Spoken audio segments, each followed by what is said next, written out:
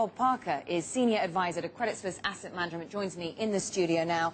And Bob, you're steering clear of sovereign debt, European sovereign debt altogether. If we look at sovereign debt worldwide, you can put it in two categories. This is in developed markets. We've either got markets like the US Treasury market, right, like the gilt market, where there is clear risk because of very high budget deficits and yields in real terms are negative. So by standard theory, that's not attractive. So that's category one, low real and nominal yields where risk is apparent. Category two is where we have elevated risk but elevated yields, and Italy is a classic example. I'm not at all surprised that the auction today could only get away at around 7.5%. Now, our central case is that the austerity program in Italy will eventually work and that Italy will stay in the euro.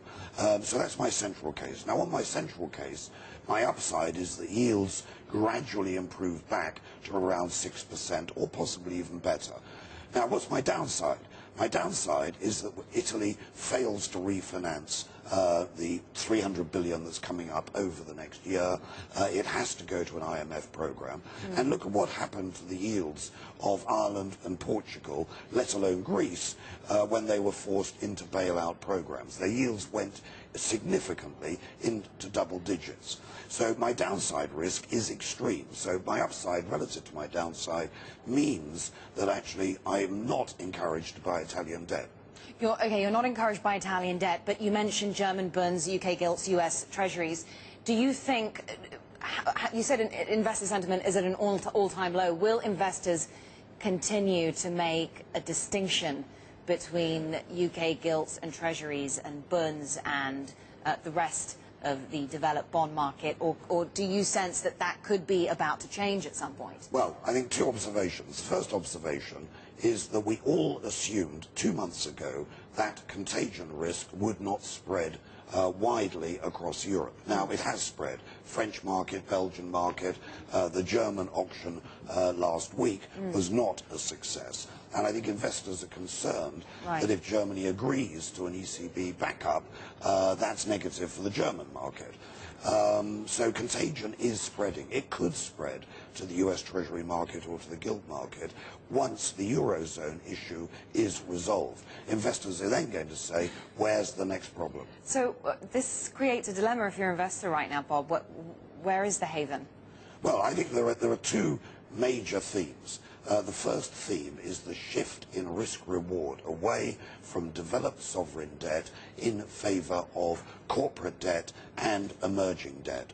And you have to ask yourself the question, which would you rather own, emerging debt or European debt? And if we'd asked that question 2 or 3 years ago, we would have said European debt. That question has a totally different answer today.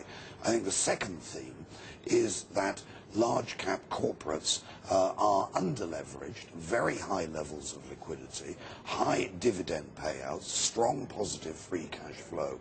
And again, I think risk-reward has not just shifted in favour of corporate debt, it has shifted in favour of defensive high dividend equities. All right, so what needs to happen then for us to see a turnaround in sentiment right now if it is in an all-time low? Well, I think a number of catalysts. First catalyst would be a satisfactory resolution to the Eurozone crisis. That might mean a significant increase in fiscal union. It would mean some backstopping or increased backstopping by the ECB.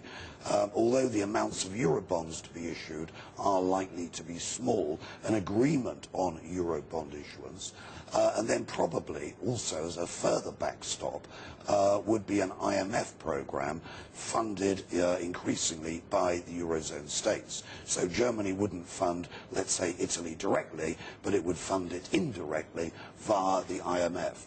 I also think political clarity that the technocrat governments in Greece and Italy are there for the long duration, and that the austerity and reform programs, particularly the structural growth reform programs, are going to be implemented. Investors are concerned about the lack of clarity on the implementation of those programs. Yeah. No, I was just interested because you've been taking back, just to move into your strategy and what you've been focusing on. You've been taking back positions in emerging equities, haven't you? Well, in China and Korea, Brazil. Over a year ago, Yeah. we reduced positions in emerging equities. What we have done recently is actually go back into selected emerging equity markets. And, you know, if we look at just two examples, Brazil and China. In the case of Brazil, yes, growth is a problem, but the market is super cheap. And if you want a hedge against, you know, disruption in the commodity markets, Brazil and, for that matter, Russia are actually good, cheap hedges against commodity price disruption. All right. China is also super cheap at the moment. All right. Well, thank you so much. Bob Parker, Senior Advisor, Credit Suisse Asset Management. Thanks very much. Really good to get your thoughts right now.